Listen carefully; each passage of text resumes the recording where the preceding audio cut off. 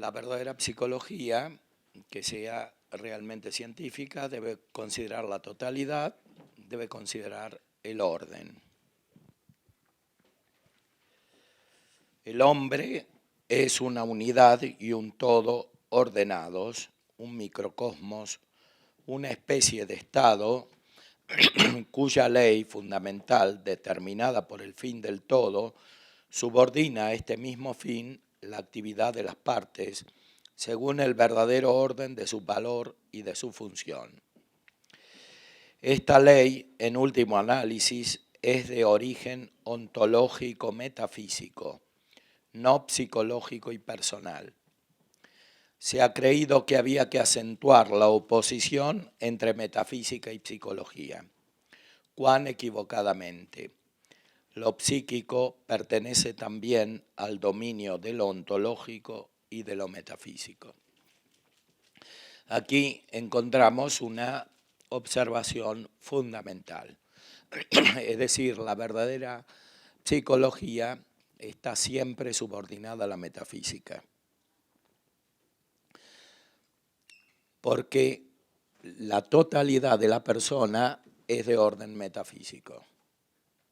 No existe la psicología sin metafísica, y menos aún puede haber una oposición entre psicología y metafísica. En los años en los cuales hablaba el Papa Pío XII, se estaba gestando otro fenómeno que es paralelo al que habíamos observado en el idealismo. Decíamos que Kant transformaba el idealismo en metafísica, o sea, el autoanálisis de la razón lo consideraba como la nueva metafísica. En los años en los cuales escribía el Papa, por el influjo de nuevas concepciones filosóficas y políticas, sociológicas y también de la psicología, se estaba gestando una revolución semejante. Es decir, la creación de una nueva metafísica, de una nueva ontología.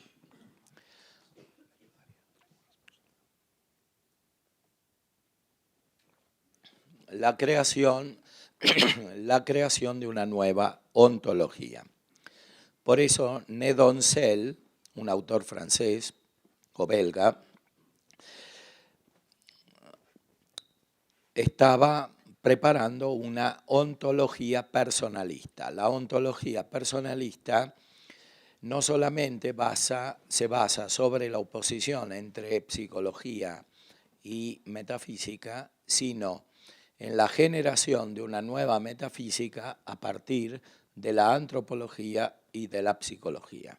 Es decir, generar una nueva visión de toda la realidad que reemplaza la de la metafísica clásica, la de la verdadera ciencia metafísica. Entonces, una psicología que no tenga una adecuada base metafísica o que la reemplace por otra, por ejemplo, bajo el título de personalismo, entendido en este sentido, será siempre deficiente. La verdadera metafísica está en la base de todas las ciencias, porque da los principios universales de toda la realidad. Y sobre todo la realidad que tiene la mayor participación del ser divino, que es la realidad personal, incluyendo la realidad de la persona humana. Por eso, la constitución última de la realidad, estudiada por la verdadera ciencia metafísica o filosofía primera, debe estar siempre presente en el análisis psicológico. No hay oposición, entonces, entre psicología y metafísica. Os hemos recordado esta verdad para unir a ella una observación sobre el hombre concreto cuya ordenación interna examinamos aquí. Se ha pretendido, en efecto, establecer una antinomia entre la psicología y la ética tradicionales, de una parte, y la psicoterapia y la psicología clínica modernas, de otra. Este aspecto es también muy importante y muy influyente. Es decir, hay una oposición entre psicología y ética. Esta oposición muchas veces se transforma en independencia recíproca, y esta independencia recíproca al final termina, como en el caso de la metafísica, se genera una nueva ética a partir de la psicología. Se regenera la visión moral a partir de la psicología. O sea, la psicología moderna se establece como un fundamento de una consideración moral diferente, de una moral diferente, incluso de una teología diferente, y también de una teología moral diferente. Este fenómeno es realmente muy, muy actual. He citado el libro de Dreverman, que es un intento explícito por hacer esto, por ejemplo, en este tema del divorcio, ahora que se habla de la comunión a los divorciados, etc. Hay toda una regeneración de una teología moral a partir de una consideración psicológica, entendida en este sentido que está aclarando aquí el Papa Pío XII.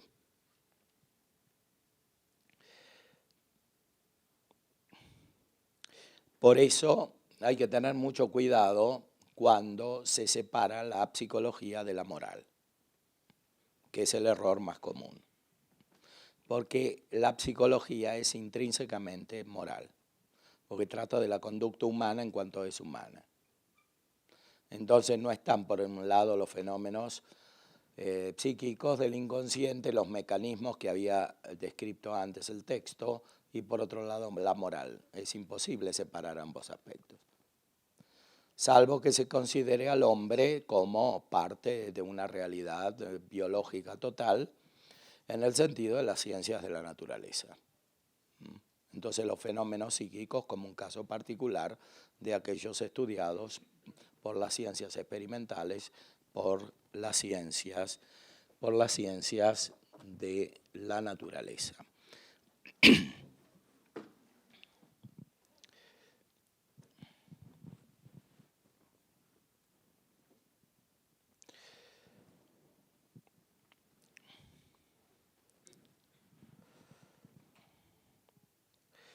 La psicología y la ética tradicionales tienen por objeto, se afirma, el ser abstracto del hombre, el homo utsic, que ciertamente no existe en ninguna parte. La claridad y la conexión lógica de estas disciplinas merecen admiración, pero ellas contienen un error básico. Son inaplicables al hombre real, al hombre como existe. La psicología clínica, por lo contrario, parte del hombre real, del homo usic, y se concluye: entre las dos concepciones se abre un abismo imposible de franquear, hasta tanto que la psicología y la ética tradicionales no cambien su posición. Esto que el Papa está describiendo es muy actual, sumamente actual. Es decir, se ve, por un lado, a la metafísica, a la antropología, a la moral como abstractas, o sea, como verdaderas, pero que no corresponden a la realidad como existe, y por otro lado, a la psicología como concreta, es decir, como una ciencia, una consideración que estudia al hombre como es. La conclusión, ¿cuál es? Es una conclusión muy lógica. si lo más importante es la realidad, porque es lo único que existe, hay que transformar la metafísica, hay que transformar la ética y hay que transformar la teología según la psicología. Esa es la conclusión obvia, y esa conclusión obvia ha sido ya realizada. Esto no es un proyecto, es algo efectivo, existe, es así. Es así, no solo desde el punto de vista de la consideración científica, el desarrollo intelectual, académico, las obras publicadas, es así en la concepción corriente. Es decir, la mayoría de los cristianos hoy terminaron pensando de esta manera. Incluyendo los pastores, obispos, sacerdotes, padres espirituales, a veces. Es decir, se ha transformado profundamente la visión.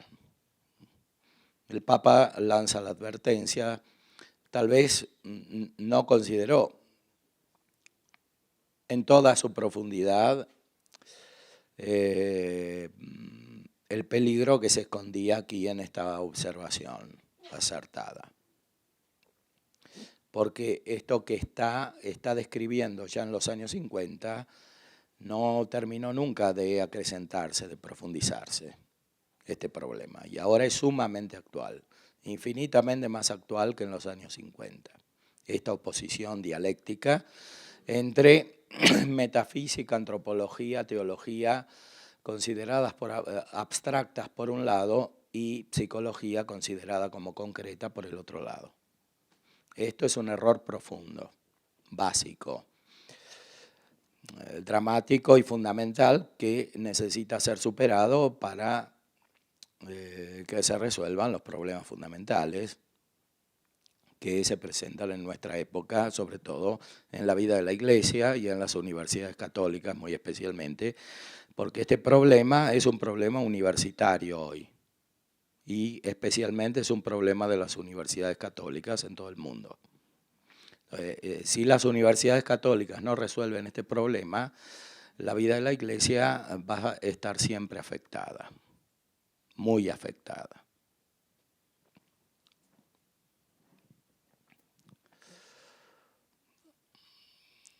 Os hemos recordado esta verdad para unir a ella una observación sobre el hombre concreto, cuya ordenación interna examinamos aquí, etc.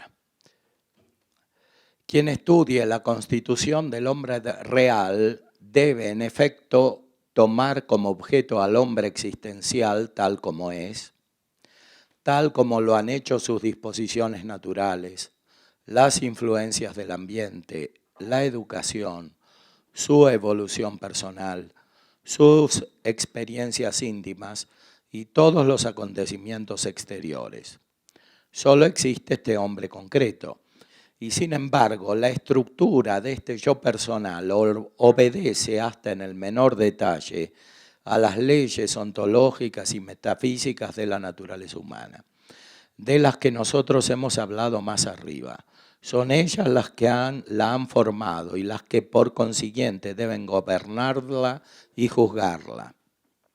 La razón de ello es que el hombre existencial se identifica en su íntima estructura con el hombre esencial. La estructura esencial del hombre no desaparece cuando se le añaden las notas individuales. Ellas no se transforman poco a poco en otra naturaleza humana, pero precisamente la ley fundamental de la que se trataba hace poco descansa en sus enunciados principales sobre la estructura esencial del hombre concreto real. O sea, sí existe oposición entre psicología y metafísica, entre psicología y ética, entre psicología y teología, hay que resolverla al revés de cómo se la intenta resolver.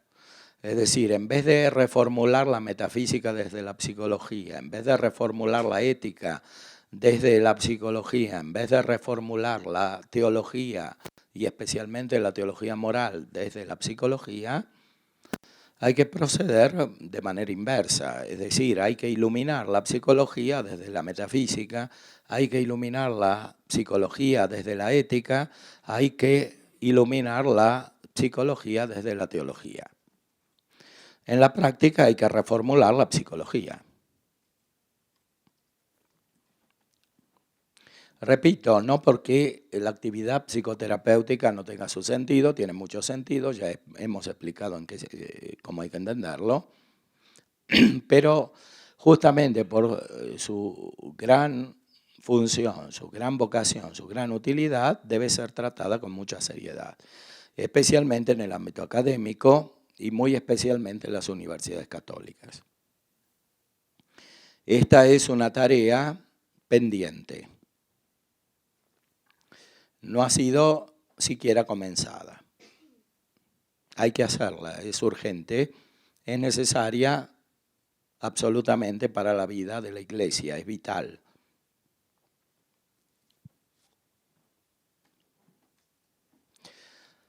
Y no se puede decir que no existen criterios. Este texto mismo es como la constitución fundamental de una psicología cristiana con la autoridad del magisterio de la Iglesia.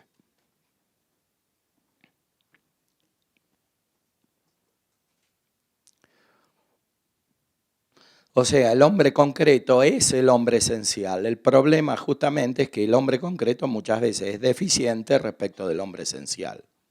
Ahora, si se concibe la esencia humana como una abstracción, fruto de una construcción mental y de una disquisición racional, entonces estamos fuera de la realidad y primero hay que tener una base filosófica seria para después poder ver la conexión con la psicología.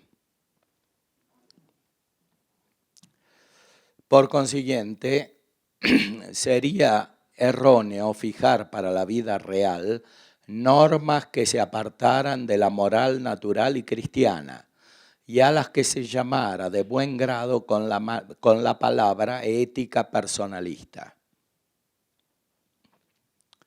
Esta sin duda recibiría de aquella una cierta orientación, pero no supondría en igual medida una estricta obligación.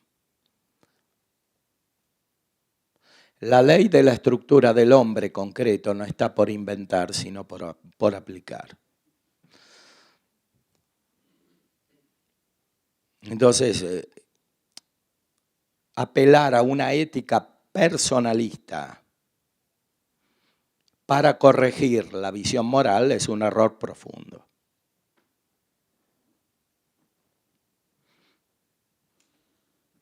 Hay una trampa detrás. Bueno, en el libro que les presenté hoy hay un capítulo que se denomina La trampa de la filosofía personalista. La trampa de la filosofía personalista. ¿Por qué trampa? Porque hace creer una cosa y es otra. Es una estafa. El uso del término en ciertos contextos.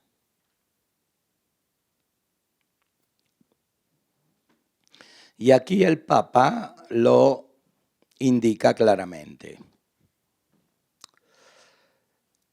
Ahora, si por personalismo entendemos una concepción del hombre basada sobre la verdadera metafísica, entonces hay que aceptar la expresión, pero no es el uso histórico.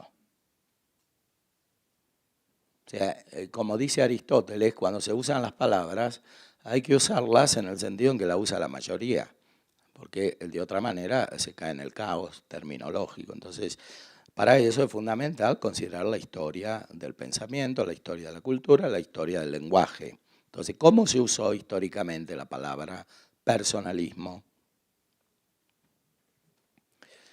Históricamente es una palabra moderna del siglo XX, el primero que la usa es Renouvier, en Francia. En Los Ángeles, a principios del siglo XX, apareció una revista de Personalist, pero en el sentido más propio actual tiene origen en la filosofía de Emmanuel Mounier, que era un socialista de orientación católica que pretendía proponer una revolución social. Después se unió con la doctrina de Maritain, porque Maritain distingue entre individuo y persona. La persona estaría más allá de la sociedad y de las leyes de la vida social, porque identifica a la persona con el núcleo espiritual y separa artificialmente el individuo de la persona. En realidad el individuo es la misma persona.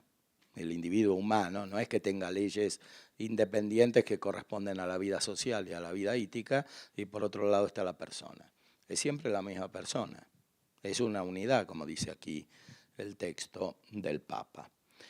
Entonces, cuando se habla de ética personalista, en el sentido criticado por Pío XII, se está indicando una regeneración de la moral a partir de la psicología, en concreto, que procede de esta oposición entre metafísica y psicología fundamentalmente. Es decir, la metafísica es abstracta, la psicología es concreta, y como la ética tiene que responder a la realidad humana, tiene que estar más cerca de la psicología que de la metafísica, es obvio, en esta visión. Esto es lo que se denomina ética personalista en el texto del Papa. Entonces, ¿cómo se concibe esta ética personalista? En el sentido de que, sí, la moral, la metafísica, la teología dan una orientación, pero en la práctica esa orientación no se puede cumplir como está en la teoría.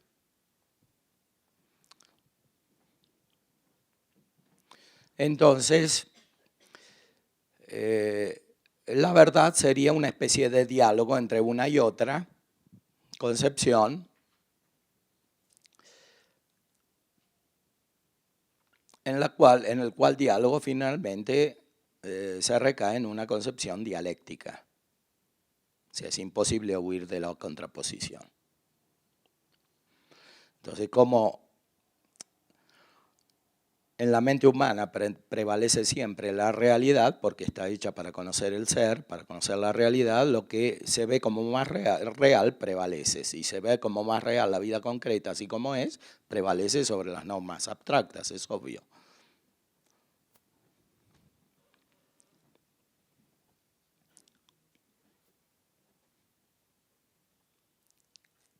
Entonces hay que transformar la filosofía, hay que transformar la ética y hay que transformar la teología según la realidad concreta, personal y social.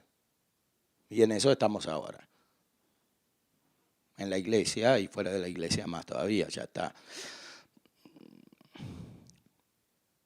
Pero eso no es la verdad. No es ni la verdad que reconoce la razón, ni mucho menos es la revelación. La revelación es la luz de Dios que desciende sobre todo hasta los últimos detalles, como dijo antes el texto.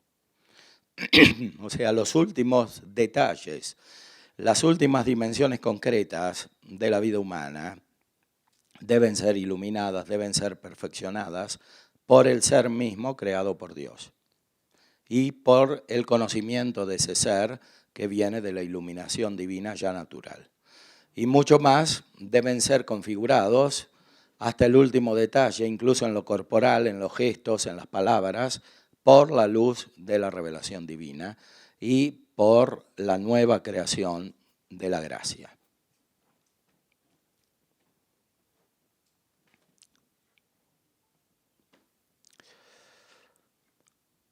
Por eso dice el Papa justamente, la ley de la estructura del hombre concreto no está por inventar, sino por aplicar. Quiere decir, hay que ayudar justamente a configurar la realidad humana según la teología, según la metafísica, según la moral. Esa es la verdadera tarea psicoterapéutica.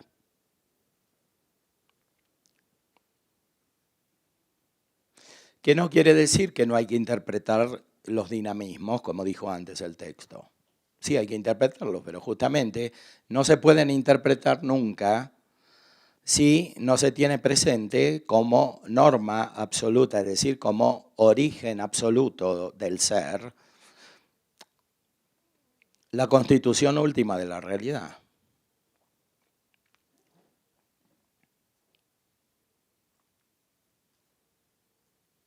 Seguimos adelante.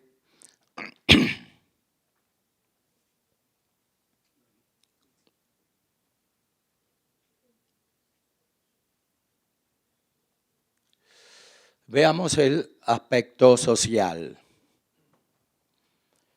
que es muy deficiente también en el modelo contemporáneo de la tarea psicoterapéutica, que se la concibe sobre la base de la relación individual entre médico y paciente. Es decir, el hombre es una unidad social. No se trata solamente de resolver conflictos familiares o interpersonales, y menos aún de proyectar estos conflictos sobre todo la realidad humana, que es lo que hace Freud, ¿no? El complejo de Edipo se genera a partir de la relación del hijo con el padre y con la madre, y se proyecta sobre todo la realidad humana. Es más bien al revés. O sea, hay que considerar la vocación profunda del hombre a la vida social. Muchos problemas psíquicos dependen de esto, que la persona está encerrada, no solo en sí misma, sino que está encerrada en estrechas relaciones, a veces en las relaciones simplemente familiares. O sea, el problema está ahí, uno de los graves problemas está ahí. O sea, si no se sale de ahí, no hay solución. Es inútil reordenar eso si no se ve algo más amplio. Es revolver dentro de lo mismo. Porque el problema es justamente ese, que la visión es estrecha. No se considera la vocación social del hombre, que es correspondiente a su naturaleza. Es imposible la perfección humana sin el desarrollo de la vida social, sin la inserción del hombre en la sociedad y sin la tendencia al bien común, que no es fácil de entender. Así como Maritain entendió mal la psicología y difundió el psicoanálisis freudiano, también entendió mal el bien común y la búsqueda del bien común. El bien común no es la suma de los bienes individuales. No es simplemente el desarrollo de condiciones externas para la vida social. El bien común es una perfección humana en cuanto humana, cuyo núcleo fundamental es la amistad, que se realiza de muchas maneras. Es la amistad civil, es la amistad familiar y es la amistad de los virtuosos, que recibe diversas configuraciones. Entonces, es necesario que la psicología sea iluminada por esta consideración de la naturaleza social del hombre y sobre todo por la búsqueda del bien común. Y esto en el orden filosófico y también en el orden teológico. Porque el bien común de la humanidad finalmente se alcanza por la gracia divina. Lo que nosotros hemos dicho hasta aquí concierne al hombre en su vida personal. Lo psíquico comprende también sus relaciones con el mundo exterior. Y es una tarea digna de elogio, un campo abierto a vuestras investigaciones, estudiar el psiquismo social en sí mismo y en sus raíces y hacerlo utilizable para los fines de la psicología clínica y de la psicoterapia.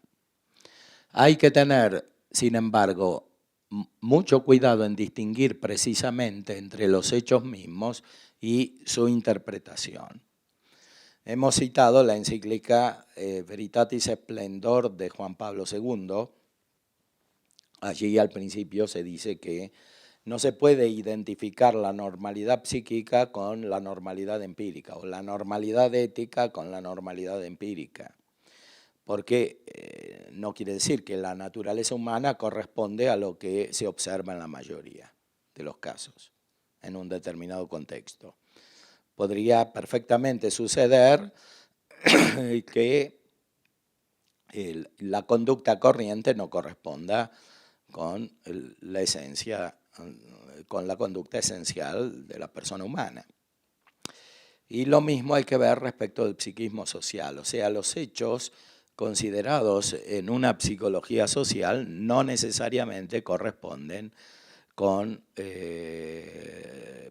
la tendencia fundamental del hombre en su realidad personal y comunitaria al bien común. Entonces hay que considerar en su profundidad la naturaleza social del hombre y su tendencia al bien común. Y la psicología verdadera debe estar subordinada a esta consideración y no al revés. Aunque por supuesto la ciencia necesita de los datos particulares, entonces hay una contribución, pero la ciencia es superior a la observación experimental, no se identifica con la observación experimental. Porque la fuente del conocimiento humano no son los sentidos. Ya hemos dicho que el idealismo no entiende bien la relación entre los sentidos y la inteligencia. Y prevalece la razón como si pudiese conocer la realidad sin los sentidos. Pero existe el error inverso, el empirismo. O sea, pretender que no hay nada en la inteligencia que no haya pasado por los sentidos. Esa frase que parece aristotélica y tomista en realidad es contraria, no es verdadera, es empirista. No es verdad que no hay nada en la inteligencia que no haya pasado por los sentidos. Si fuese así, no tendríamos ninguna capacidad metafísica, ninguna capacidad ética ni teológica. Eso es una formulación empirista, moderna, inversa a la otra, idealista. Hegel la da vuelta y dice, no hay nada en los sentidos que no haya pasado por la inteligencia. En la enciclopedia de las ciencias filosóficas. Entonces, ni una es verdadera ni otra. Entonces, no puede haber una psicología puramente empírica, como no puede haber una sociología empírica puramente, etcétera, porque el conocimiento humano no funciona de esta manera. Lo propio de la inteligencia humana es que tenga una actualidad que supera los sentidos, aunque esa actualidad no produce un resultado si no está el conocimiento sensitivo. Pero la fuente fundamental del conocimiento de la realidad no son los sentidos, es la inteligencia misma. Es lo que Aristóteles llamaba entendimiento agente, hablando de la realidad material, de la realidad sensible. Porque también hay otra realidad, que es la fundamental, y es la que encuentra la metafísica, o sea, la realidad que supera los sentidos. Y aquí la fuente es la luz misma de la realidad. Y sobre todo la luz última, la causa última, Dios, que es la fuente de toda la realidad. Entonces, el conocimiento humano funciona de diversas maneras, que son tres fundamentalmente. De una manera funciona cuando conoce lo sensitivo, lo material. De otra manera funciona cuando el alma se conoce a sí misma. Y de otra manera todavía cuando conoce lo superior. Entonces, reducir todo a la primera manera de conocer ya es artificial. Pero incluso es erróneo reducir la primera manera de conocer, que es la de lo material, simplemente a la experiencia de los sentidos. Ese reduccionismo lo único que puede traer es confusión, pues no responde a la naturaleza humana. Y cuando se quiere explicar la vida psíquica de esa manera, evidentemente no se puede salir de la confusión, se genera más confusión. Entonces, una verdadera psicología sin nociología, sin una adecuada explicación del conocimiento humano, es absurda, es imposible. Se está explicando al hombre de una manera que no tiene nada que ver con el hombre. Hay que entender en profundidad el conocimiento humano.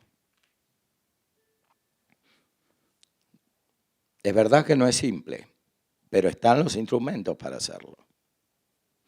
En la misma historia de la cultura. Entonces, volviendo a lo que dice el Papa Pío XII,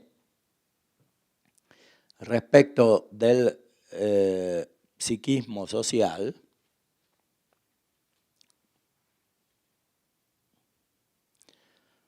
hay que tener mucho cuidado en distinguir entre los hechos mismos y su interpretación.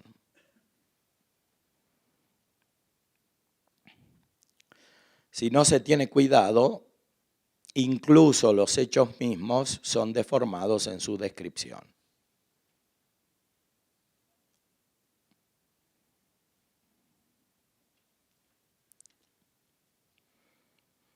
Que es lo que pasa, por ejemplo, en las descripciones del psicoanálisis.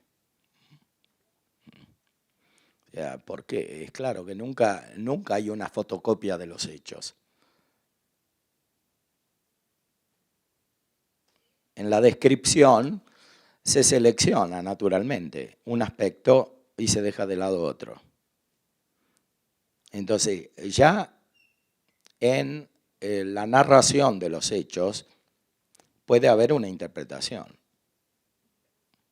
Pero mucho más todavía hay que distinguir entre la narración de los hechos y la interpretación misma, que es un juicio de la razón.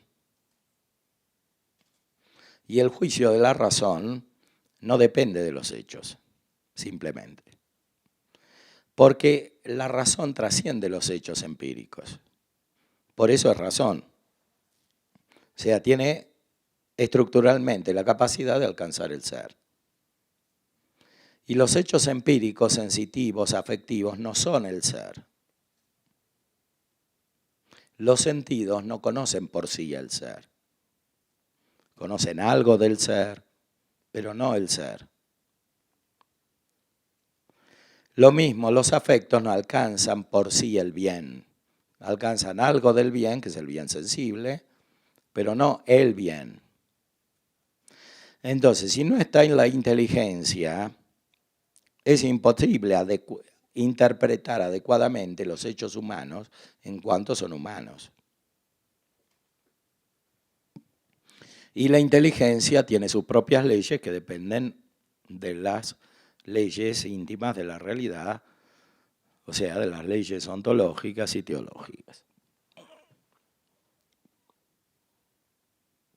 El psiquismo social toca también a la moralidad.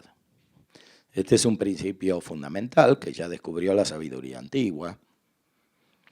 Toda la cultura occidental se basa sobre este principio. Está en Platón, que está en Aristóteles. La vida ética es social y por tanto es política. O sea, la ciencia moral es siempre política, porque se refiere a la vida social, que es esencial a la naturaleza humana.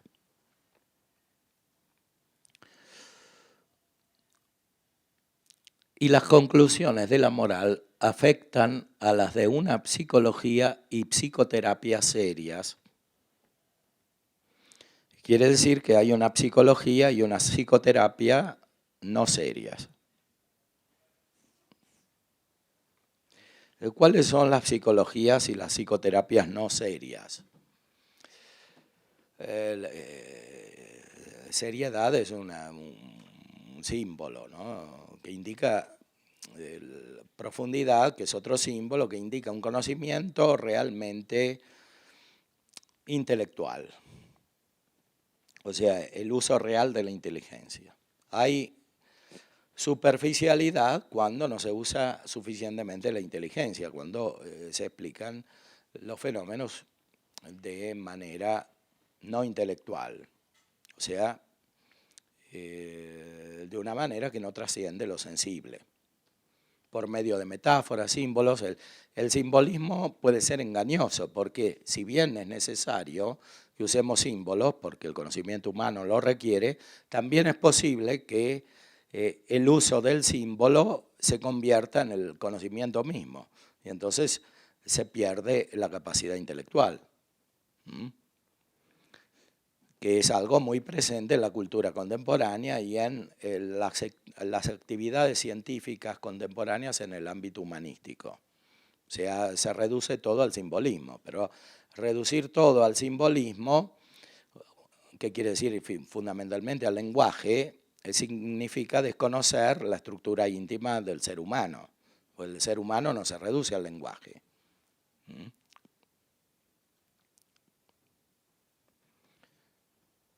Para muchas filosofías contemporáneas, la realidad es lenguaje, la realidad del hombre es lenguaje.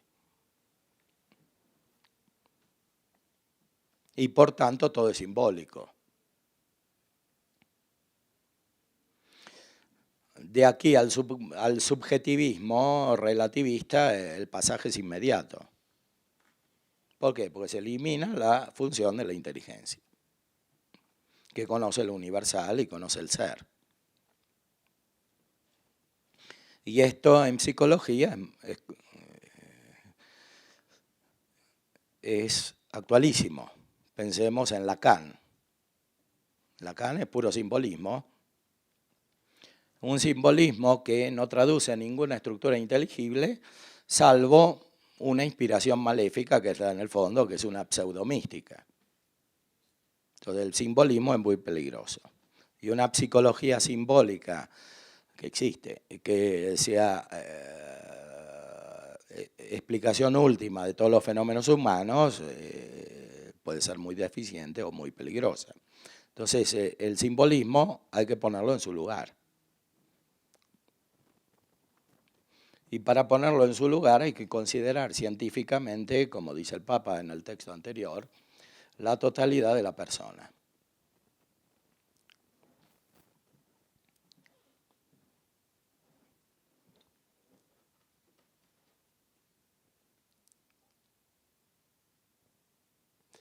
Pero hay algunos puntos en los que la aplicación del psiquismo social peca por exceso o por defecto. En esto es en los que querríamos detenernos brevemente.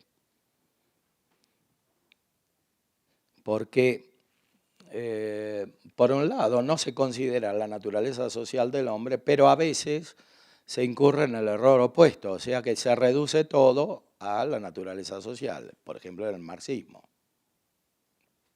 Entonces desaparece la persona.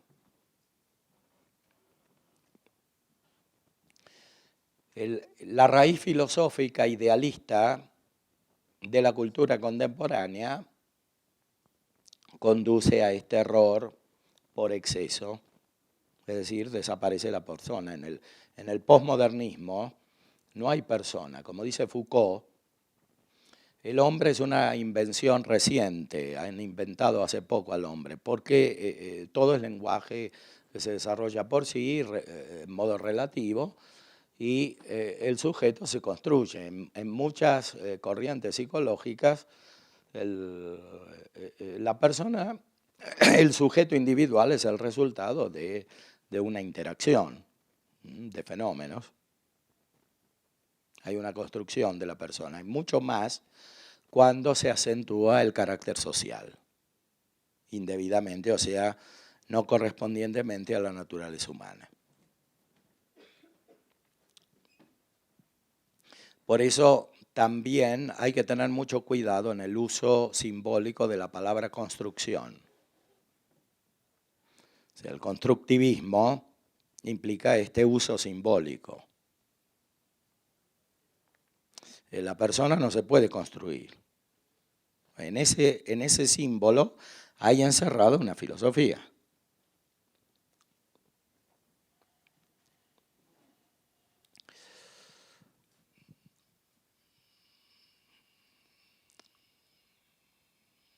El error por defecto. Existe un malestar psicológico y moral, la inhibición del yo, cuyas causas se quieren descubrir con vuestra ciencia. Aquí habla de los psicoanalistas freudianos, principalmente. Cuando esta inhibición invade el campo moral, por ejemplo, cuando se trata de dinamismos como el instinto de dominación, de superioridad y el instinto sexual, la psicoterapia no podría, sin más, tratar esta inhibición del yo como una especie de fatalidad, como una tiranía del espíritu, del estímulo afectivo que brota del subconsciente y que escapa simplemente al control de la conciencia y del alma. No rebajar rápidamente al hombre concreto con su carácter personal al rango del bruto. No obstante las buenas intenciones del terapeuta, hay espíritus delicados que se resienten amargamente de esta degradación al plano de la vida instintiva y sensitiva. Ni se olviden tampoco nuestras observaciones precedentes sobre el orden de valor de las funciones y cometido de su dirección central. Bueno, aquí el texto se refiere principalmente al modelo freudiano de psicoanálisis psicológico, psicoanalítico y de psicoterapia. Es decir, captar los mecanismos de los cuales he hablado anteriormente, que ya hemos analizado, como instintos o fuerzas fundamentales que deben ser manifestados y que producen una especie de resultado necesario, que aquí se denomina fatalidad. O sea que si están estos fenómenos instintivos, estas imaginaciones, estos afectos, esta memoria, esta inclinación, o sea, este acto de la virtud cogitativa, diríamos en una adecuada filosofía, que la mayoría de los que estudian psicología no conocen, no saben lo que es la cogitativa, que existe una potencia humana que es la cogitativa, ¿no? O sea, la estimativa, que en el hombre es más elevada y que produce una inclinación a lo conveniente, a lo no conveniente, y que es una potencia sensitiva. Bueno, todo eso no puede ser considerado como una concatenación de fenómenos necesarios. O sea, la parte superior del alma, es decir, la inteligencia y la voluntad, son capaces de reconfigurar estos fenómenos. Y para reconfigurarlos no hace falta que estén presentes. Muchas veces es más útil que no estén presentes, o sea, que estén olvidados. O sea, lo opuesto de lo que hace el psicoanálisis. Que es hacer presente lo que pasó cuando tenía 4 años, cuando tenía 12 años, cuando tenía 20 años. No hace falta eso, más bien, muchas veces hace falta lo contrario.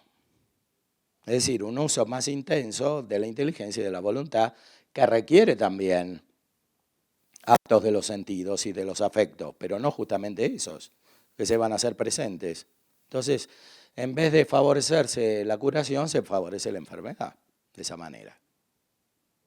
Sobre todo cuando se los considera como mecanismos necesarios, que tienen sus leyes propias. Que es lo que dice el psicoanálisis. Porque en el fondo, para el psicoanálisis, la curación, en realidad tampoco es curación, digamos, la evolución es hacer consciente lo inconsciente, o sea, que se manifieste lo que está en el fondo de esos mecanismos, no solo así como está, sino de una manera racional, es decir, aceptándolo y poniéndolo como guía de toda la conducta.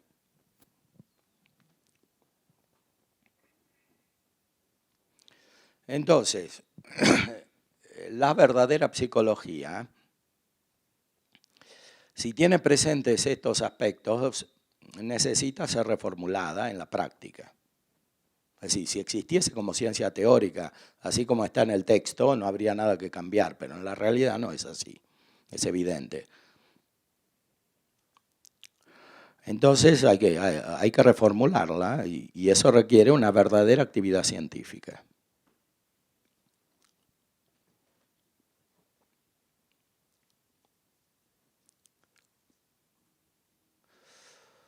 Una palabra también sobre el método utilizado a veces por el psicólogo para liberar al yo de su inhibición en los casos de aberración en el campo sexual. Nos referimos a la iniciación sexual completa, que nada quiere callar ni dejar en la oscuridad. ¿No hay aquí tal vez una supervaloración perniciosa del saber? Es decir, bueno, es lo que en esa época se hablaba, se entendía como educación sexual, o sea, enseñar todo, etc. Bueno, la práctica psicoterapéutica evolucionó en otros sentidos, ¿no? O sea, existen casos de gente que, bueno, va al psicólogo, entonces la incitan a la fornicación. Por ejemplo, seminaristas van a una psicóloga freudiana y le dice que tiene que tener relaciones sexuales para ser normal. Eso existe. No es una cosa inventada. Entonces, lo que indica aquí el Papa es muy real y muy actual también, y mucho más real ahora que en su época.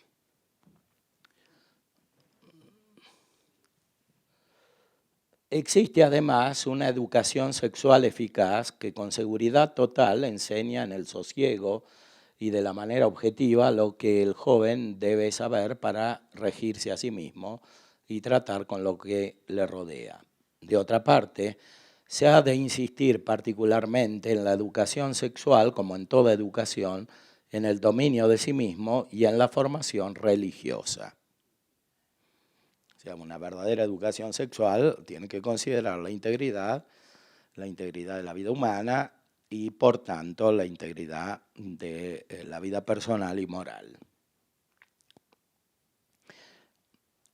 La Santa Sede ha publicado normas a este respecto poco después de la encíclica de Pío XI sobre el matrimonio cristiano.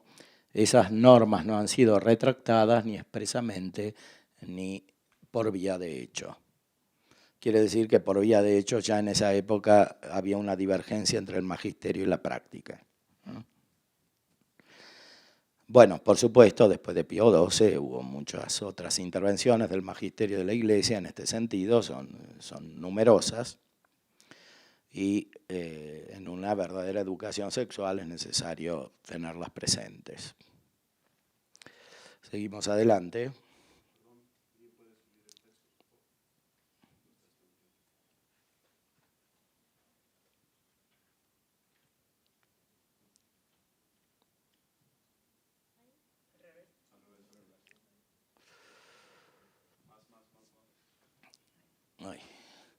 Lo que se acaba de decir sobre la iniciación inconsiderada con finalidad terapéutica vale igualmente para ciertas formas de psicoanálisis. Bueno, esa iniciación inconsiderada con finalidad terapéutica es mucho más común de lo que parece. O sea, en muchas formas de psicoterapia prácticas existe una incitación a una espontaneidad desordenada, porque se parte de la base del modelo freudiano de oposición entre racionalidad e instinto. Entonces se considera que los problemas psíquicos tienen siempre esta raíz. La oposición entre racionalidad e instinto, racionalidad entendida de muchas maneras. Entonces, que la curación es liberar el instinto. El instinto que abarca toda la persona, porque para Freud no hay más que instinto, o sea, todo es fruto de la fuerza vital, de la libido, que no es solo fuerzas sexuales, todo. Entonces, el modelo que prevalece es el de la liberación, como dicen los alemanes, Befreiung. Y por eso hay una simbiosis natural entre ciertas formas marxistas de análisis cultural y el psicoanálisis, como se ve en la filosofía de Marcuse en los años 60, Herbert Marcuse, ¿no? Autor del libro Eros y Civilización. Y por eso también hay una simbiosis especial en la teología de la liberación entendida en sentido marxista y el psicoanálisis freudiano. Entonces, la teología de la liberación, en el sentido del libro Teología de la Liberación de Gutiérrez, que es del año 70, está superada fundamentalmente, porque no tiene un influjo como en esos años, pero permanece la base cultural. Entonces, el influjo en el ámbito cristiano, especialmente católico, de esa concepción, sobre todo en América del sur y del norte, permanece. Es decir, la teología de la liberación en sentido marxista prepara el psicoanálisis y por tanto una reformulación de la moral en el ámbito de la Iglesia Católica, que es un fenómeno que observamos actualmente, que es muy actual. Los dos principios están conectados culturalmente por sus raíces filosóficas. Pero descendiendo a la práctica psicoterapéutica, muchas veces es necesario lo opuesto a una liberación. Es necesario que la persona se centre en su núcleo personal, justamente, que es su ser más íntimo, y que se reconfiguren sus afectos, sus imágenes y toda su vida personal desde ese núcleo. Porque liberación implica simbólicamente el movimiento opuesto, la extroversión, el volcarse hacia afuera, en la actividad. Y muchas veces el problema es justamente que no hay introversión en el sentido más profundo del término, o sea, el que indica San Agustín. Arreda in te ipsum, vuelve dentro de ti mismo. En el hombre interior habita la verdad, in interiore homine habitat veritas. ¿No? En el libro de Vera Religione, San Agustín tiene esta frase famosa, Arreda in te ipsum, vuelve dentro de ti mismo. En el hombre interior habita la verdad. Ahora, si el psicoterapeuta tiene una formación moderna y contemporánea que excluye la interioridad, porque no hay persona, porque está formado sobre una base filosófica en la cual la persona no existe, sino que es el fruto de la interacción de fuerzas extrañas, este movimiento hacia lo interior es imposible. Y es justamente lo que le falta al sujeto, interioridad. Entonces la solución no está en acrecentar lo que le produce el desorden, que es el movimiento hacia afuera, sino en incitar a lo contrario, que es el movimiento hacia adentro, que es el único que unifica, de manera tal que la persona se pueda considerar a sí misma como persona, o sea, como totalidad, y que huya de la fragmentación, que justamente es la enfermedad radical.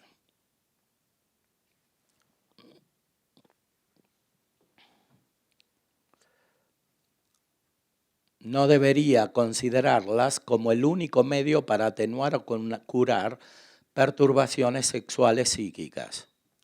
El repetido principio de que las perturbaciones sexuales del inconsciente, lo mismo que las demás inhibiciones de origen idéntico, no pueden ser suprimidas, sino mediante su evocación a la conciencia, no tiene valor si se generaliza sin discernimiento. El tratamiento indirecto tiene también su eficacia y con frecuencia es más que suficiente. El tratamiento indirecto, ¿qué quiere decir? Que no hace falta que el sujeto se recuerde de todos sus traumas. O sea, que los evoque en su memoria.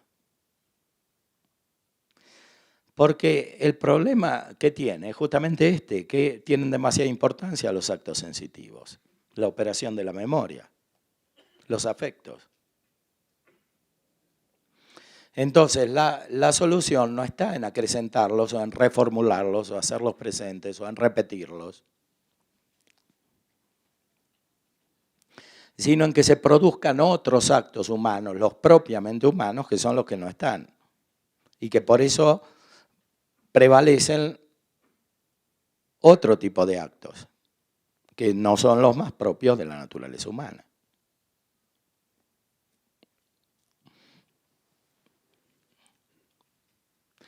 Repito, esto es independiente de la voluntariedad del sujeto. No importa si estas imágenes son suscitadas por culpa de otro, del que lo violó, del que lo trató mal, el que fue violento, o por culpa propia. El problema es cuál es la solución.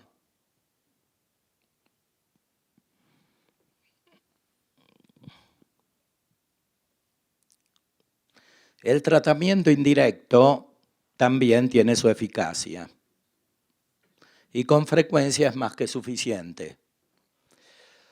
Por lo que se refiere al uso del método psicoanalítico en el campo sexual, nuestra locución del 13 de septiembre arriba citada indicaba ya sus límites morales. En efecto, no se puede considerar sin más como lícita la evocación a la conciencia de todas las representaciones, emociones, experiencias sexuales que dormían en la memoria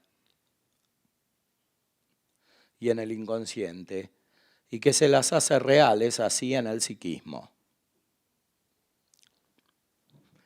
Se las hace reales, eso es una palabra muy importante, porque hacerlas reales quiere decir que sean objeto de la inteligencia y no solo de los sentidos.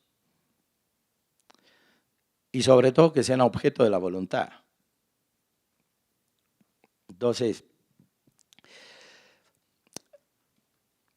hay que evitar que se haga consciente lo inconsciente, como dice Freud, de manera tal que se asimile intelectualmente y voluntariamente lo que es deforme o deficiente como si fuera el bien. Y como si fuera real. O sea, la solución es siempre encontrar la verdadera realidad, el ser mismo. O sea, de hecho, de una manera más simple, no está en revolver imágenes y afectos y hacerlos presentes y reinterpretarlos.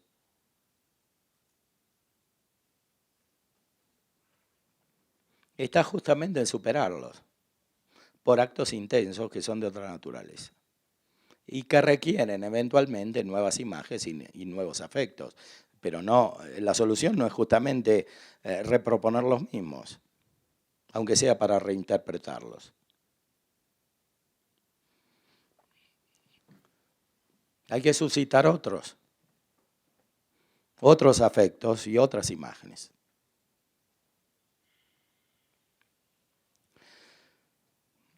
La revelación divina está modelada justamente sobre esta base, sobre esta ley fundamental de la naturaleza humana.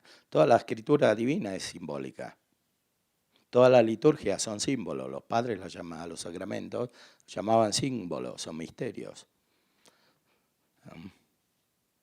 Toda la vida cristiana es simbólica. Por eso es la verdadera vida cristiana la que sana psíquicamente.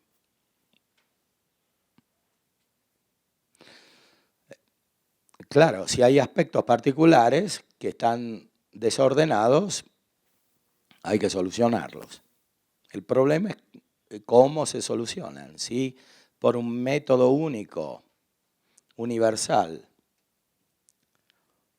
que separa abstractamente la salud humana del desarrollo espiritual, o por una acción que está al servicio de este desarrollo, según sus verdaderas leyes, y sobre todo según la revelación divina que las manifiesta.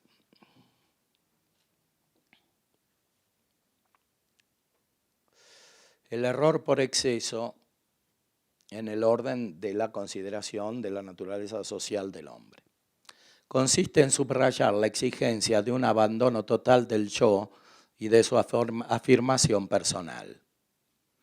O sea que el individuo debe disolverse en la comunidad, en la sociedad. Y que el yo no importa. Este exceso es hoy muy actual. Es muy actual, por ejemplo, en conexión con las hoy denominadas filosofías personalistas, se desarrolla todo un lenguaje simbólico referido a la donación del yo. Entonces, donarse es vaciarse. Donarse es vaciarse y el vaciarse hasta se le encuentra un origen trinitario en la kenosis intratrinitaria, como dice von Balthasar. Entonces Dios se vacía de sí mismo porque el verbo se vació y se hizo carne. Entonces la vida personal en esta visión, ¿qué quiere decir? En vaciarse de sí para entregarse al otro. Pero esta visión es profundamente dañina porque destruye la persona, no se puede vaciar la persona. Sobre todo es dañina cuando se la identifica con la primacía de la praxis, con el primado de la acción.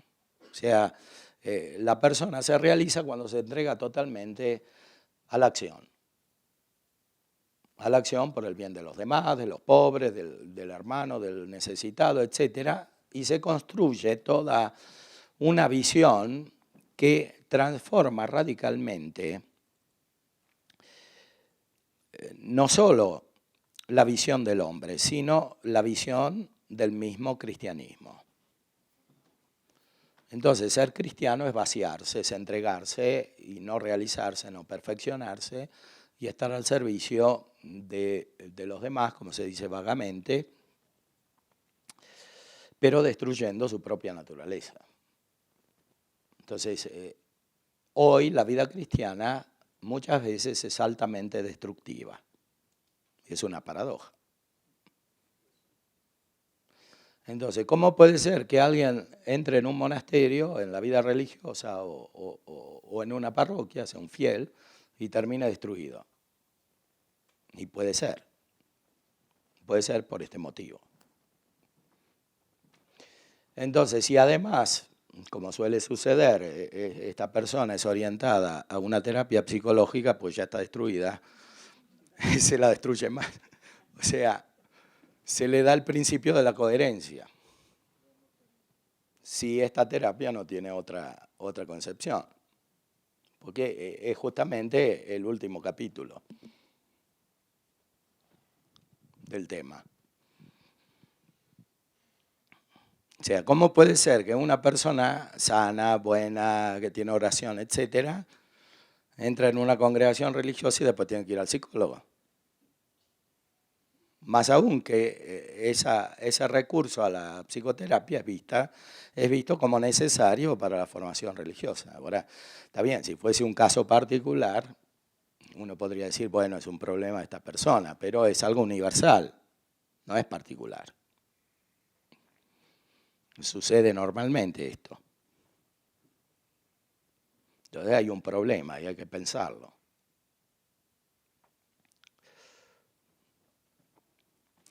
Y la raíz está aquí en esto que describe el Papa. Y filosóficamente lo que he explicado anteriormente, o sea, en esta deformación que ya no es solo psicológica, sino que es teológica. Porque ya la teología misma ha sido reconfigurada según este tipo de concepciones, o sea, según esta pseudoética personalista que describía el Papa, según esta filosofía personalista que paradojalmente destruye a la persona porque termina vaciándola.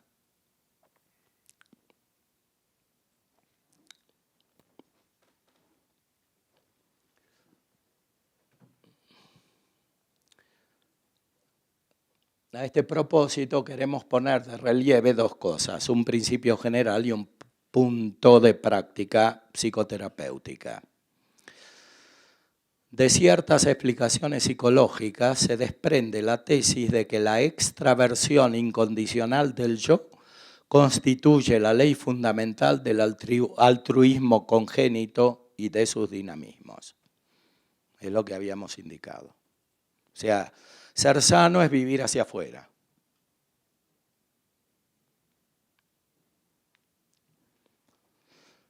que es la inversión de la sabiduría de la tradición, ya de la sabiduría humana, porque el gran progreso de la filosofía ha sido que han descubierto la interioridad, de algún modo. Platón, Aristóteles, aunque sea imperfectamente, pero lo han descubierto.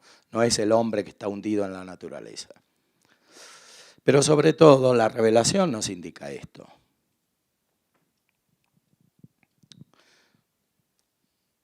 Toda la tradición cristiana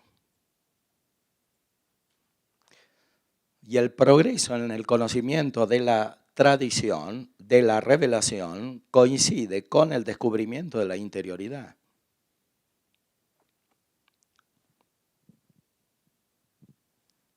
O sea, ¿cómo podemos compatibilizar a Santa Teresa de Jesús con este tipo de visión? O a San Juan de la Cruz. Es imposible. De hecho, quienes caen en esta ideología rechazan casi instintivamente la verdadera espiritualidad, porque son incompatibles. Entonces, si tienen que elegir la solución de los problemas, en vez de ir a los místicos, van a los psicólogos.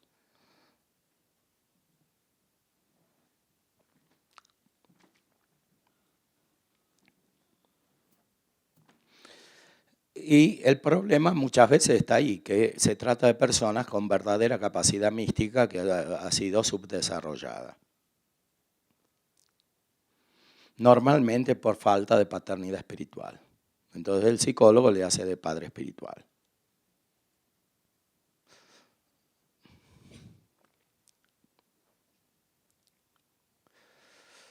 Que no es un problema en sí. El problema es qué concepción tiene el psicólogo.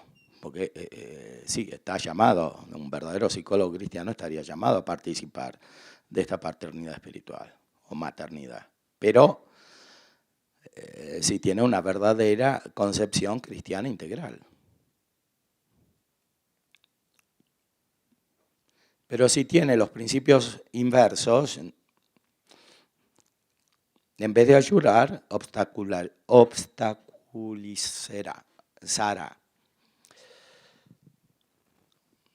Esto es un error lógico, psicológico y ético. Existe una defensa, una estima y un amor y un servicio de sí mismo, no solamente justificados, sino también exigidos por la psicología y la moral. Esto es lo que a veces vagamente se denomina autoestima. El problema es que hay que determinar bien qué significa esta autoestima. Es natural al hombre que se ame a sí mismo. No puede amar a los otros ni puede amar la sociedad si no se ama a sí mismo. Y es la ley fundamental de la caridad. O sea, después del amor a Dios está el amor a sí mismo. Aquí está citada la Suma Teológica. Santo Tomás lo explica muy bien. O sea, el amor a sí mismo es más importante que el amor al prójimo. Siempre que sea amor por caridad y no egoísmo. ¿El egoísmo qué es? Es amar una parte de sí mismo, es decir, amarse sensitivamente. O amar su propia imagen, es la soberbia, es la vanidad, es el egocentrismo. Eso no es el verdadero amor a sí mismo. Aquí estamos hablando del verdadero amor a sí mismo. Ahora, si uno tiene una concepción filosófica de base idealista, es imposible que considere el verdadero amor a sí mismo. Porque el idealismo, por naturaleza, tiende al vaciamiento de sí mismo, porque el ser más intenso es la nada, el vacío. Y cuando a esto se le da categoría teológica, porque Dios se vacía de sí mismo, y se entiende mal esta kenosis, el problema se profundiza.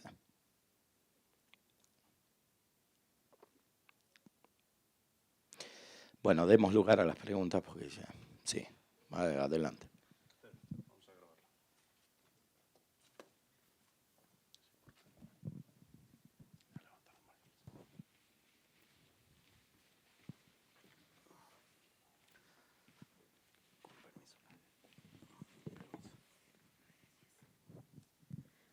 Buenas tardes, padre. Mi nombre es Miriam Pinelo. Yo soy orientadora familiar, no tengo como base la parte de la psicología. Sin embargo, tengo varias dudas durante estos días. Punto número 1, con respecto a el monje alemán Ansel Grum, ¿qué tanto puede ser un referente en cuestión en la psicología como cristiano o como monje cristiano que es él?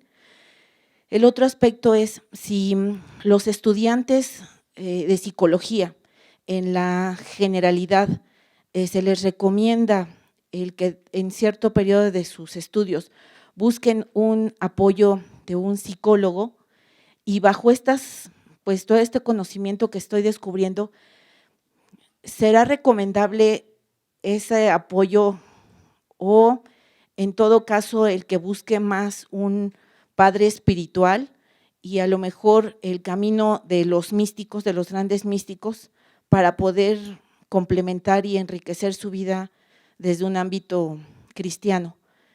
Esas serían como las dos preguntas que tengo, padre. Gracias.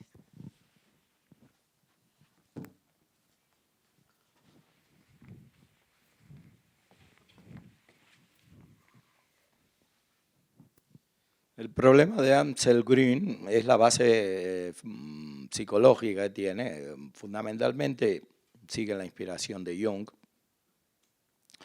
Ahora, Jung es discípulo de Freud y profundiza los problemas de Freud, porque Jung tiene mayor sensibilidad espiritual, porque es hijo de un protestante, de un pastor protestante, no es judío como Freud.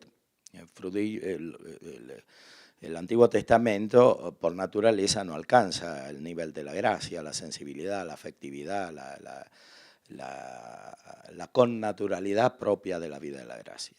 Eso es el Antiguo Testamento, y sobre todo cuando la visión judía se transforma en ateísmo, que es lo que pasa en Freud. Entonces, Freud no es un autor sutil, ni es un autor espiritual. Y si su psicoanálisis tiene eficacia, tiene éxito, simplemente es porque la cultura occidental se ha degradado. De otra manera no podría tener éxito. De hecho, no la tenía al principio, no lo tenía.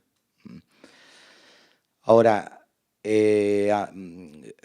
Jung es un autor más espiritual. De hecho, se ocupa de la religión. Y se ocupa también de la dimensión social del hombre, que la reduce a principios espirituales. Ahora, ¿qué son esos principios espirituales? Los arquetipos, ánimo, ánima, etc. ¿Qué son esos arquetipos? Son como entidades vivientes superiores a lo personal. O sea, son como los fundamentos últimos de la realidad, ocupan el lugar de las ideas platónicas. Entonces, el sujeto es como secundario respecto de esas entidades vivientes, que son como espíritus. En efecto, Jung era espiritista. Entonces, en Jung hay una mística negativa, diabólica, en el fondo. Recomiendo leer la biografía de Richard Noll, Jung, el profeta ariano. O sea, ahí demuestra este autor, uno de Estados Unidos que estudió a Jung. Jung pretendía fundar una especie de iglesia, una especie de secta. O sea, y de hecho, su teoría es aceptada por las sectas tipo New Age y otras. Está muy presente. Entonces, con ese tipo de base no es posible fundar una auténtica espiritualidad, es algo más bien confuso. Y de hecho se trastocan sobre todo las bases de la filosofía y de la teología moral con esa visión. Por lo que se refiere al recurso a la psicoterapia por parte de los psicólogos, tiene un fundamento histórico bien claro, que es la unidad del método psicoanalítico. O sea, Freud también fundó una especie de secta, un grupo cerrado, y para estar en ese grupo cerrado, para pertenecer, como se dice, es necesario participar profundamente de la misma concepción, y eso se logra por la asimilación práctica a través del psicoanálisis. O sea, el psicoanálisis es una cadena. Por eso, como cité el título de la obra de Freud, psicoanálisis terminable e interminable. En realidad es interminable, no solo en el mismo individuo, porque el psicoanálisis es infinito, dura para siempre.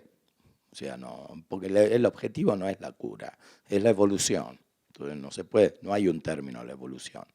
Sobre todo si se es varón, porque como citamos, para Freud la mujer no puede evolucionar más allá de los 30 años, porque está fijada por la biología. Entonces la evolución es algo masculino, como la libido. Entonces, no hay un término. Y tampoco hay un término desde el punto de vista personal, porque el objeto último del psicoanálisis es reconfigurar toda la realidad humana a un nivel superior. Entonces el psicoanálisis por sí mismo es difusivo. Entonces no logra su objetivo en el tratamiento particular de un caso patológico, porque no es el objeto primario. Los discípulos de Freud lo decían claramente al principio. O sea, para ser psicoanalizado hay que ser normal, no hay que ser enfermo. Los enfermos no son capaces de psicoanálisis, porque el psicoanálisis es una plenitud humana en su concepción originaria. Entonces hay que ser normal, y además decían hay que tener una adecuada condición ética, porque personas perversas o degeneradas moralmente no pueden ser psicoanalizadas. Porque el objeto es el progreso de la humanidad, como ellos lo entienden. Y por eso el psicoanálisis por naturaleza está destinado a transformar la vida política y también la vida religiosa. Por eso Freud tiene obras sobre la religión, no solo Tótem y Tabú, tiene también otras. Y en todos lados se trata de la religión, porque la religión es un caso universal de algo particular. O sea, es una enfermedad universal, la extensión universal de lo que sucede en la enfermedad particular de cada uno, que es la neurosis. O al revés, la neurosis es una religión particular. Cada uno se inventa su religión.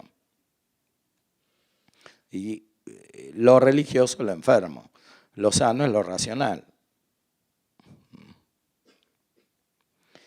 Entonces, en el psicoanálisis es estructural que haya psicoanálisis de psicoanálisis. Es una cadena interminable, porque idealmente debe abarcar toda la humanidad.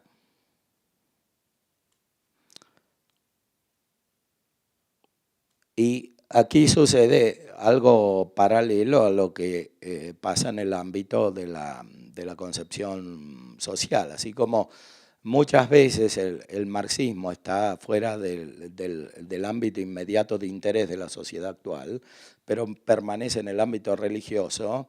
Así también el psicoanálisis tiende a desaparecer en muchos contextos por interés cultural, pero subsiste en la Iglesia Católica,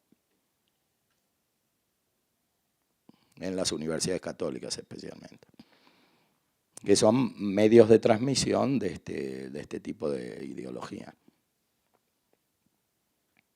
Porque se ha asimilado la intención fundamental, que es la reconfiguración de la religión.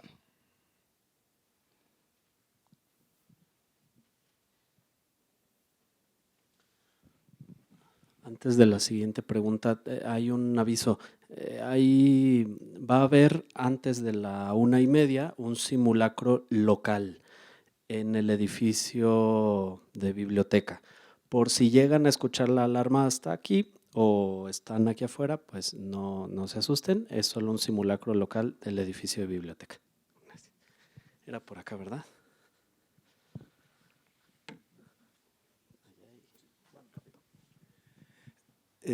Gracias, profesor Ignacio. Hemos hablado del dinamismo y más o menos hemos entendido el dinamismo de lo sensible, de lo intelectivo y su influjo, digamos, en la curación, bueno, en el tratamiento, digamos, de las personas. Vamos a hablar también del dinamismo de la gracia, igual lo va a hacer después. Si no, me gustaría saber cuál es, si es que, y si se puede identificar y cómo se da el dinamismo de la gracia en, en esta relación, digamos, no solo de perfeccionamiento, sino de intervención en neurosis, etcétera. Gracias.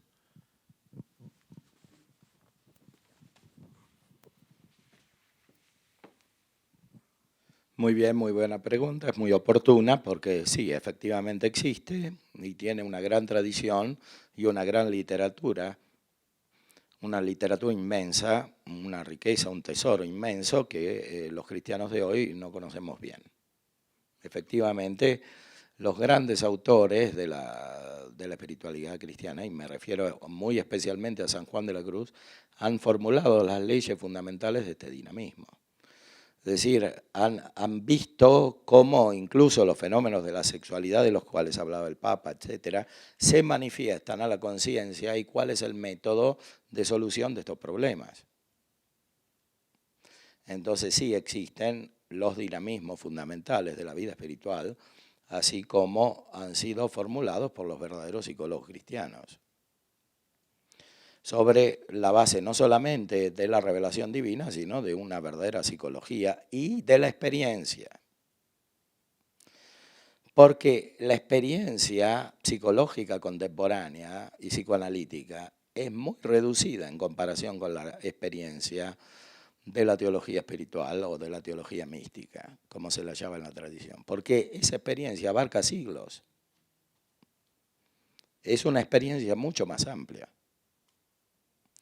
que la de la psicología moderna, que por otra parte está reducida por su método, porque como el método es reducido, es estrecho, por la visión racionalista, el campo que abarca esta experiencia también es más estrecho, entonces más reducida por naturaleza. La multiplicación de casos iguales no produce un crecimiento de la experiencia. El crecimiento de la experiencia se da cuando se abarcan casos muy diferentes entre sí. Entonces, en la sabiduría cristiana tradicional está esta experiencia concentrada. Y por eso la importancia de discernir bien el significado del término experiencia. Experiencia en el sentido de la verdadera sabiduría teológica tiene un significado preciso. Los medievales hablaban de experiencia, experiencia espiritual, experiencia de Dios, que no se identifica con el uso de los sentidos, que es la base de la experiencia en sentido moderno, kantiano y psicológico. Experiencia espiritual es un modo propio de conocer, que tiene sus principios y tiene sus leyes también, que corresponde a ciertas leyes que hay que conocer y que hay que descubrir. En Puebla hemos explicado a partir de la suma teológica este dinamismo fundamental de la gracia. Nos faltó explicar sus leyes más profundas, que están sobre todo manifestadas por San Juan de la Cruz, que es el gran doctor de la teología espiritual.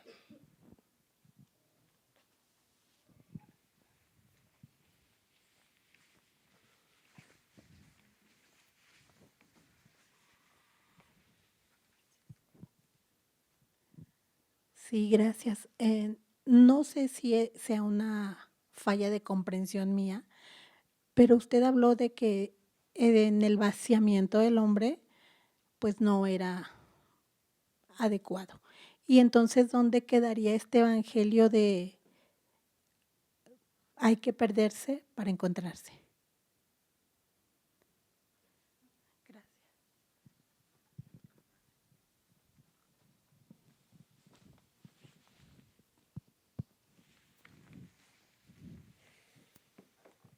Bueno, el Evangelio dice que el que pierda la propia vida la encontrará.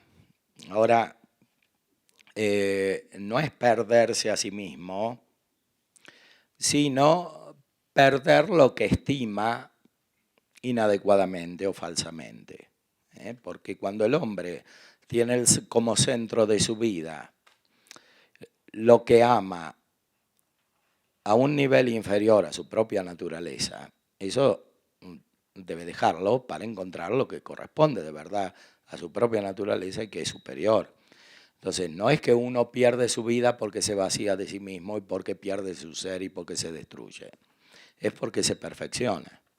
Entonces, lo que Cristo está enseñando es que para encontrar la perfección de la propia vida hay que ser desprendido de todos los aspectos inferiores, o sea, de todos los amores que no son principalmente el amor divino.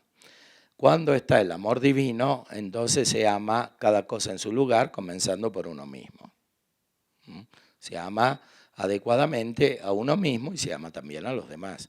Pero eso no se puede lograr sin la gracia. Por eso justamente habla de perderse en el sentido de la pasión de Cristo, de la cruz de Cristo, que es el desprendimiento a partir de un amor absoluto. En la vida humana no puede haber ningún amor absoluto, ni siquiera el amor de sí mismo, que es el primero. El único amor absoluto posible y natural al hombre es el amor de Dios, porque Dios es el autor del hombre y de todo lo demás.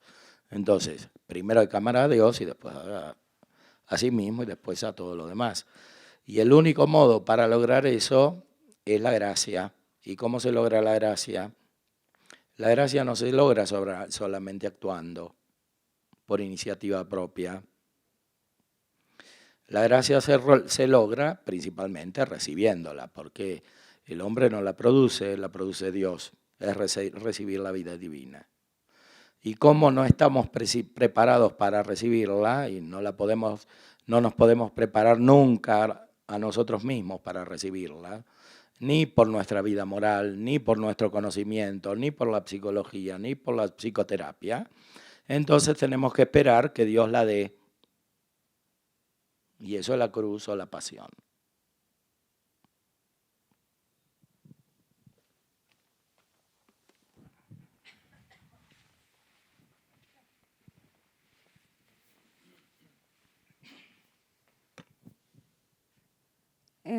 Yo quiero dar un comentario nada más a lo que usted está diciendo. Para mí el vacío me ha enseñado no a hacer el bien, sino al contrario, el bien en mi ser. Eso es súper importante porque te va alimentando. Y para los psicólogos que no son cristianos, hay una palabra que se llama conversión. La conversión te ayuda muchísimo y te ayuda a dirigir a las personas en la psicología. Es un comentario nada más.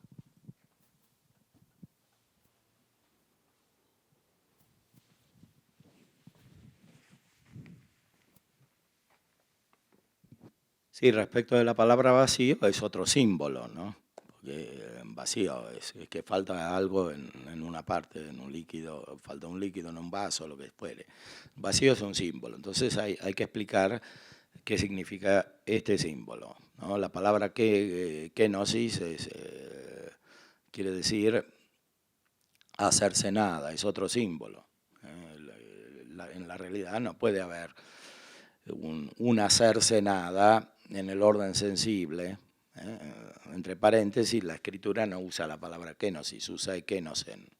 El kenosen es un verbo, o sea, en la carta a los Filipenses, San Pablo dice que el verbo se acercó a la nada, o sea, hizo una acción que es acercarse a nosotros, que somos como la nada.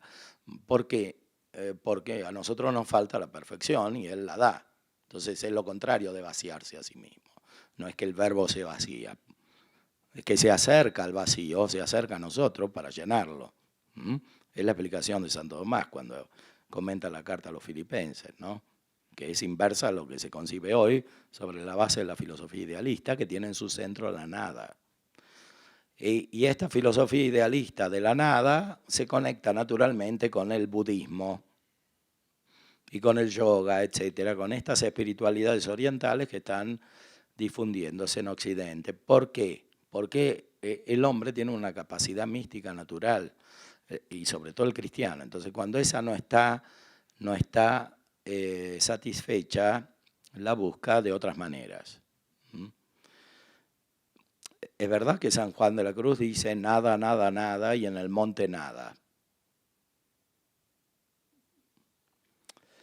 Pero lo dice en un sentido muy determinado, no porque busque la destrucción de la persona, sino porque conoce cuál es el camino. O sea, nada respecto de los afectos naturales, de los apetitos naturales del hombre que está deformado por el pecado, porque cualquier cosa que quiera, la quiere mal. Entonces, si encima por el psicoanálisis libera de estos apetitos, el resultado es peor. Entonces, el método no es la liberación, sino el método es la recepción de una perfección que no tiene. El problema es cómo hace para recibir esa perfección, que es lo que enseña el mensaje de Cristo. El Padre. Una última pregunta, porque estamos cerca de la capilla. Padre, volviendo sobre el tema del inconsciente.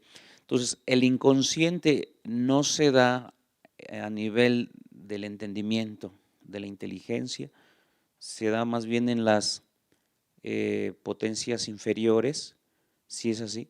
Entonces, ¿cómo entender el tema en ese sentido del inconsciente? Porque como que yo tenía la idea que el inconsciente se daba a nivel del entendimiento, es decir, como una experiencia aprendida de múltiples formas que después cae como una especie de olvido y que incide en la experiencia humana, ¿verdad?, condicionándola.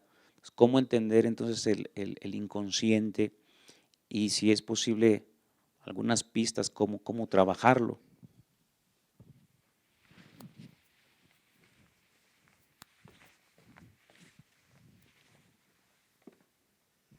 Bueno, distingamos el uso del término inconsciente en el sentido actual, que depende principalmente de Freud, y en el sentido de la tradición de la sabiduría filosófica de la humanidad y de la sabiduría cristiana. Entonces, en el sentido de Freud, el inconsciente es inmediatamente algo sensible.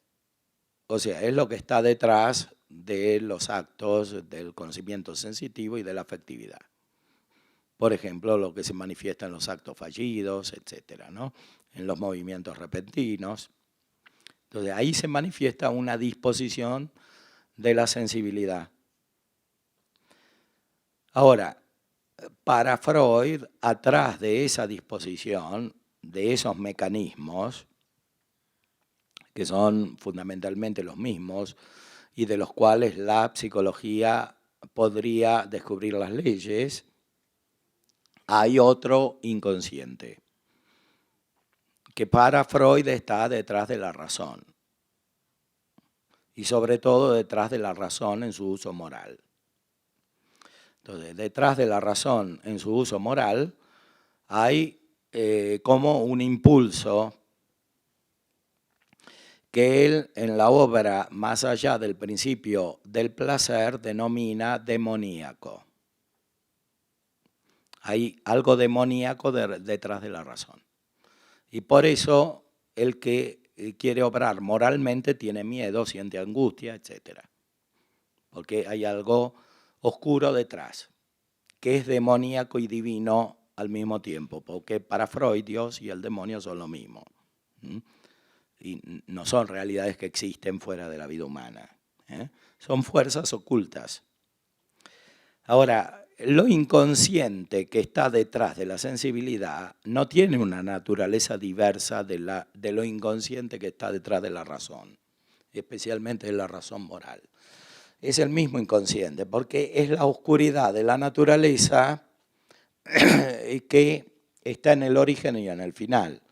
Porque todo para Freud surge de la materia y todo termina en la materia, en lo inorgánico. Entonces, el método psicoanalítico consiste justamente en vencer ese miedo fundamental que está detrás de la realidad humana. O sea, que todo se haga claro, racional, para lo cual hay que entender claramente que uno está destinado a la muerte y que la muerte es todo y que no pasa más nada. Y aceptarlo y conocerlo, integrarlo. Y mientras tanto, liberarse, porque viene la muerte. Pero si uno tiene una conducta moral que es contraria a esa fuerza fundamental de la vida que empuja a la liberación, tiene miedo y se siente mal. Y eso pasa no solamente en el individuo, sino también en el conjunto de la humanidad. Por eso, para Freud, el que hace superar el miedo a la humanidad es Cristo cuando mata a Dios, cuando mata al Padre.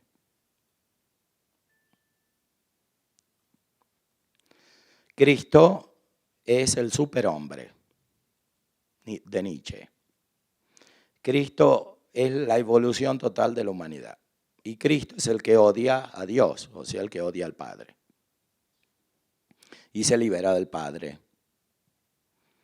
Y la Iglesia cristiana, es decir, la Iglesia católica, para Freud es la organización humana superior en este sentido, porque está basada sobre el odio a Dios y sobre la celebración del pecado original, que es el odio a Dios en la Eucaristía. Lo cual se realiza especialmente en la estructura homosexual de la Iglesia, porque la Iglesia está constituida, para Freud, sobre todo por Cristo y los sacerdotes que no se casan, y entonces no necesitan amar a la mujer como los hombres primitivos para odiar a Dios. Ese es el resumen último del psicoanálisis freudiano, como está en Tótem y Tabú, por ejemplo. Entonces, el inconsciente se hace totalmente consciente cuando se ve la realización última de la humanidad que se autodiviniza y supera de esta manera todo miedo a Dios y al demonio. Es decir, toda fuerza coactiva y repetitiva demoníaca que está detrás de los actos conscientes. Bueno, eso es Freud. Ahora, en la realidad, ¿cómo es? En la realidad es evidente que hay una dimensión inconsciente de los actos sensibles y afectivos. Pero también se puede encontrar una dimensión inconsciente de los actos espirituales, de los actos de la inteligencia y de la voluntad. Esa dimensión inconsciente se da de muchas maneras que el psicoanálisis de ningún modo puede conocer y que normalmente están fuera del campo de cualquier tipo de psicología contemporánea y corresponden a lo que especialmente San Agustín llama memoria, la memoria. O sea, en la estructura última de la vida espiritual humana hay memoria, entendimiento y voluntad. Lo primero que aparece es el entendimiento y la voluntad. ¿Por qué es así? Porque según San Agustín, lo primero que llega es la misión del Hijo y la misión del Espíritu Santo. Y la memoria corresponde al origen del Hijo y del Espíritu Santo, que es el Padre. Y el hombre necesita, a través de la claridad que da el Hijo en el entendimiento y de la fuerza que da el Espíritu Santo en la voluntad, descubrir al Padre. Y el Padre está en lo más íntimo de la vida espiritual humana, como su fuente última. Entonces, todo el camino de la vida humana es retornar al Padre. Por eso en Freud encontramos la inversión diabólica de la verdad. O sea, sí existe un inconsciente espiritual que tiene sus leyes profundas y que no produce miedo, sino amor y gozo.